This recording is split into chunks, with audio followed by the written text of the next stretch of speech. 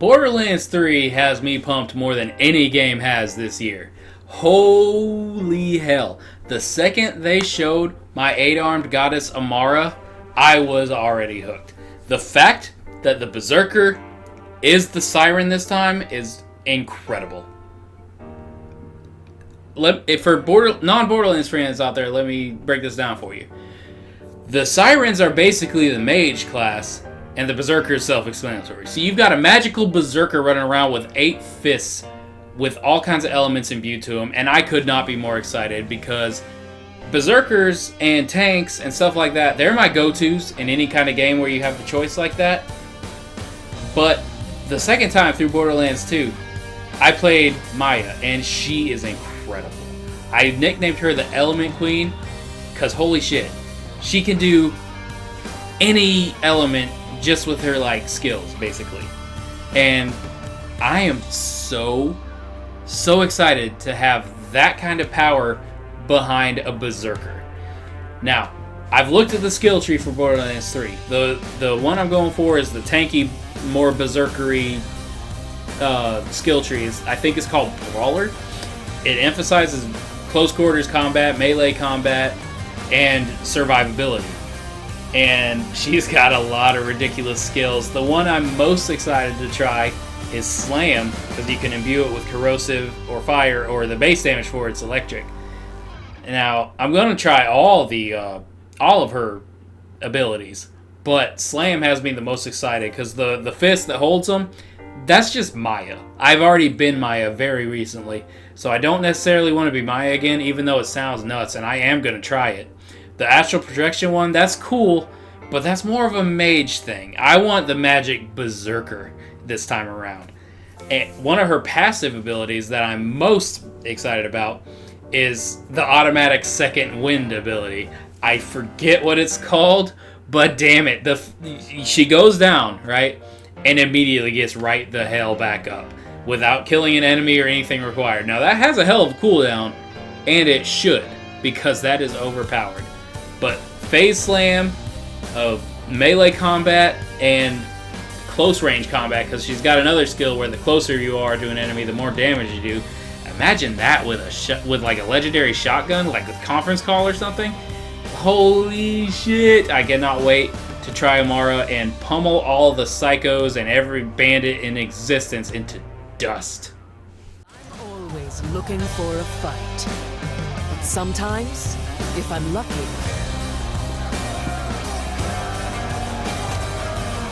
the fight finds me.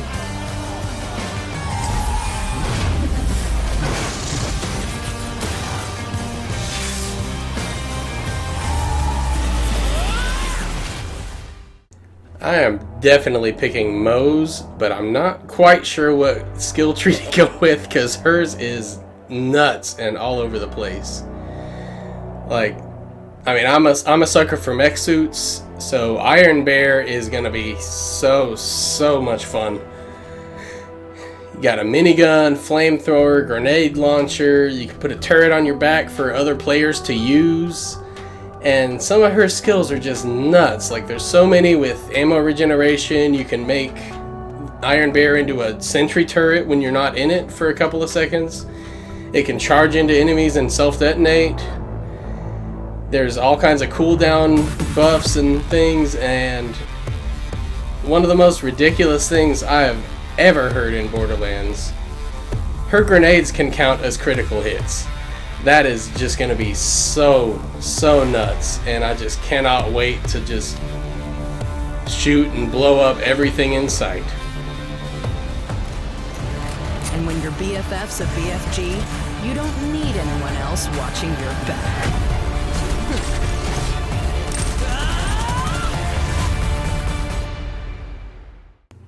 In order to fully illustrate to y'all which Borderlands 3 character holds the most weight in my eyes, I feel I should give you a bit of my history.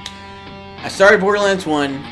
I was immediately drawn to Mordecai. I've always liked the kind of sniper type characters, and then Mordecai was way better than I expected because he has a bird, Bloodwing, that was just like ridiculous.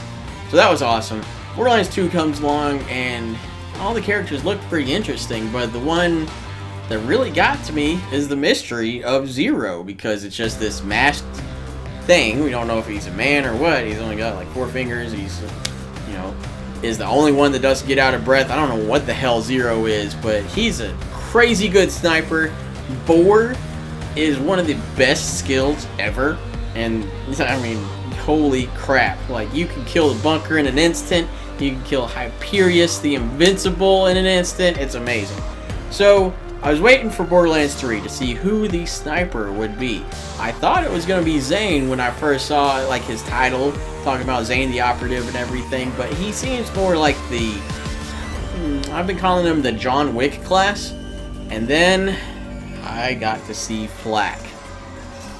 Flak instantly caught my attention because he was the Beastmaster, and on my second playthrough of Borderlands 2, I played Gage, the Necromancer, and she is awesome. Death Trap is like my BFF.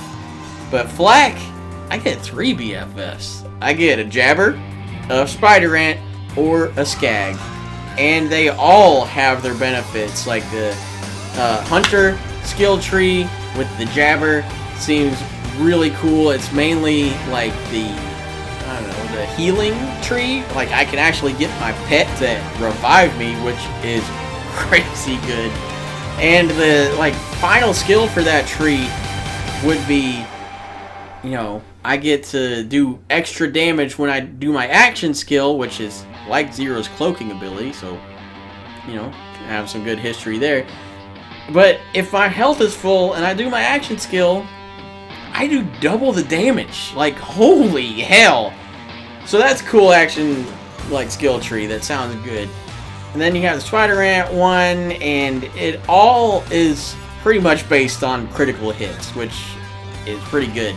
And then you get to the final one, and I can apparently have a 20% chance to get a critical anywhere I shoot the damn thing. Like, that seems absolutely insane. Plus, I get to upgrade my Spider Ant.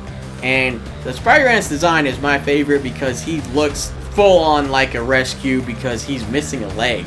And Flak apparently just, like, replaces it with some drill, which I love that design so much. But then the Master skill tree is the one I'm most leaning towards at the moment, because it's all about buffing my pet.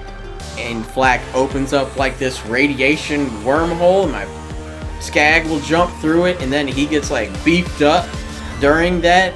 It seems absolutely insane. And then that skill's final one is something where he just like hits them and asserts his dominance over an enemy, which confuses them, turns them against other enemies, and continually hurts that enemy. So Flak is just all kinds of crazy.